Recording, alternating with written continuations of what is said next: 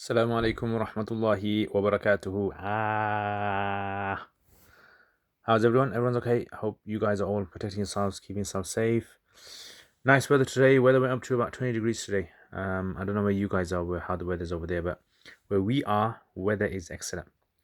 Now, I can't move my arms, but at the moment I am moving my arms, but you can't see me move my arms because this guy doesn't seem to be able to do anything besides just roll his head, take out his tongue, open his eyes. That's all he can do. Anyway, so one of the things which coronavirus or the COVID situation has put us into is we have now begun to realize the importance of hygiene and the importance of taking care of our hygiene and also the hygiene of other people around us as well. And this is something which has also made us more conscious about meeting other people as well. I mean, who was the last person that you shook hands with? You remember? And also, I don't know who was the last person that you had a drink from, or you took some sweets from them. Yeah, so it's kind of like changed life a lot. Now, one of the things that happens in COVID is you have to stay at home. So if you had had any arguments with family members, brothers, sisters, spouse, parents, then this is the best time to make up. Ramadan's around the corner, and in Ramadan, you know what happens. Ramadan, if a person, uh, fasts all throughout Ramadan but doesn't make up the family ties, doesn't make it up with their parents, then Allah does not accept their fasting.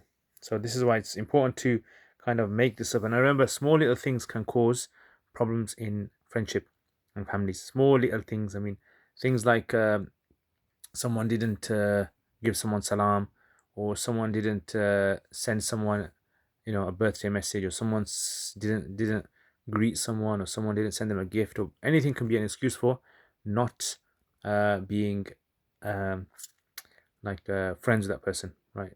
Ending or terminating their relationship. And I remember I had a friend once. What happened basically was when I was in Pakistan, I had a friend who was from Morocco. This is an Arab guy, and we were meant to study with this teacher of ours.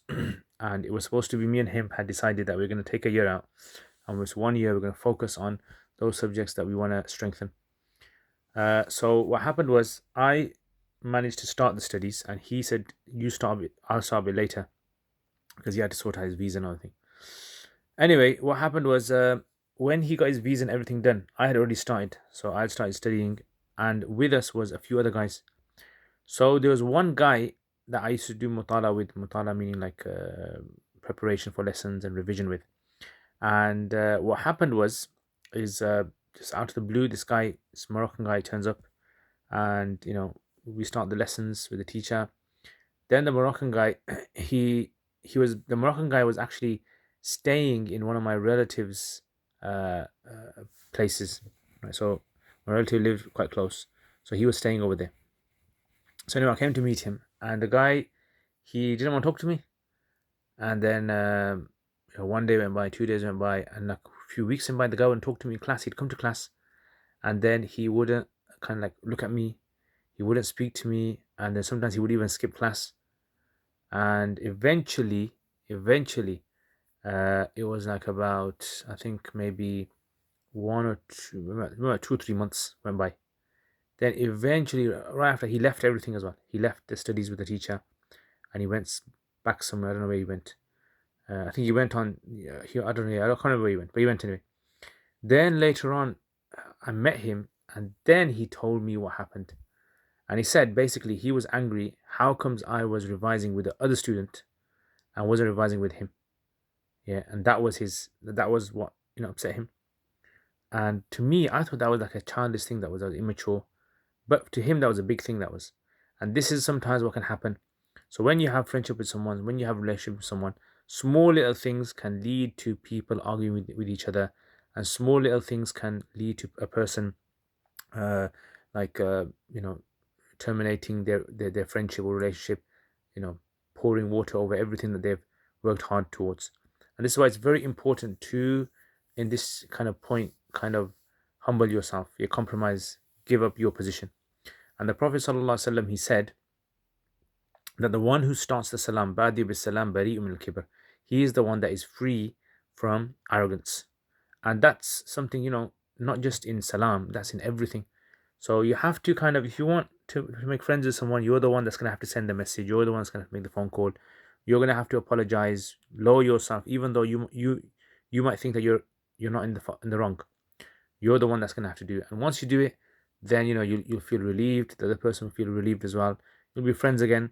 And you don't want to kind of let this linger on all the way until Ramadan comes, because when Ramadan comes, on the one hand you're trying to get close to Allah through worship, and on the other hand you're kind of like breaking friends with someone or relationship, or something which is obviously something haram relationship is not allowed.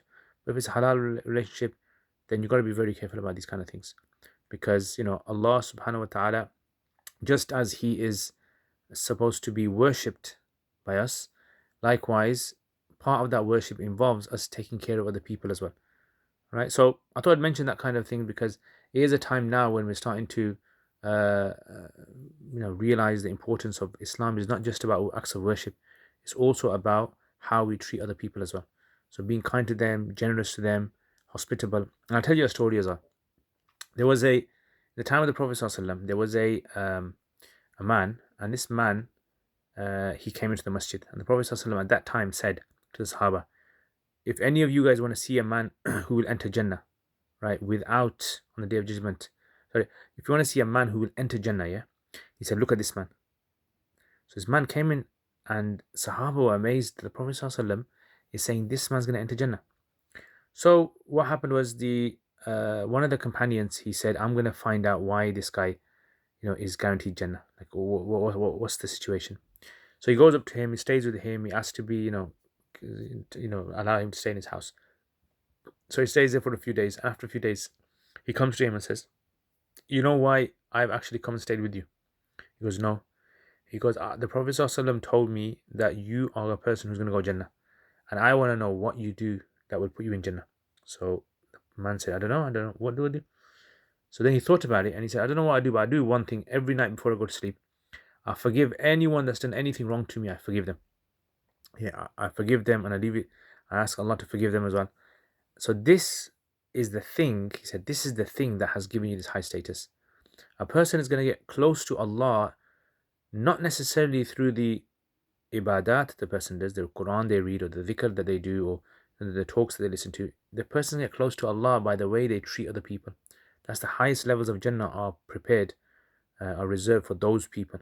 And may Allah make us of those people. But the reality is we have to sort out our affairs as well. And like I said, in these kind of days, it just become a bit annoying. I don't know, put in the comments if you guys are starting to become frustrated or annoyed at other people, or at family members, or at other people on social media, or whatever it may be. If you are going to get annoyed, not annoyed at me obviously. By the way, have you seen my polo? Have you seen my polo jacket and my polo top? Yeah, so this is my polo top. As you can see, polo neck. Yeah, not Polo the company. Yeah, I know it's a bit warm outside, but I thought this was something. Some of you guys complained yesterday about the suit.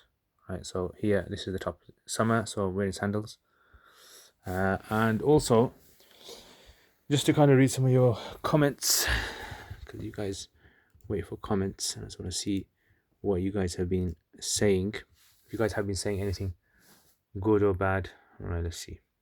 So I did put up the video yesterday. I don't know if you guys seen the video, which was a crash course on Usul Fiqh. What did you guys think of that? Did you guys like that? I'm putting some more up of those, inshallah. Big Mo is saying you look exactly the same. You look exactly the same in a suit. Saad Patel is saying, does that remind you on your days in Pakistan? And why not saying, so the blazer is too short? MashaAllah, Jazakallah khair. Thank you very much.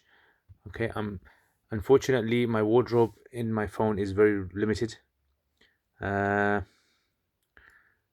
maybe you can wear a smart blazer as a waistcoat. Okay, anyway, Jazakumullah khair guys, and I hope inshallah I see you guys tomorrow. I don't think there's anything else. Is there anything else? I think I've covered all those questions. Yeah, all those questions. Alright, so take care inshallah, and assalamu alaikum wa rahmatullahi wa barakatuh.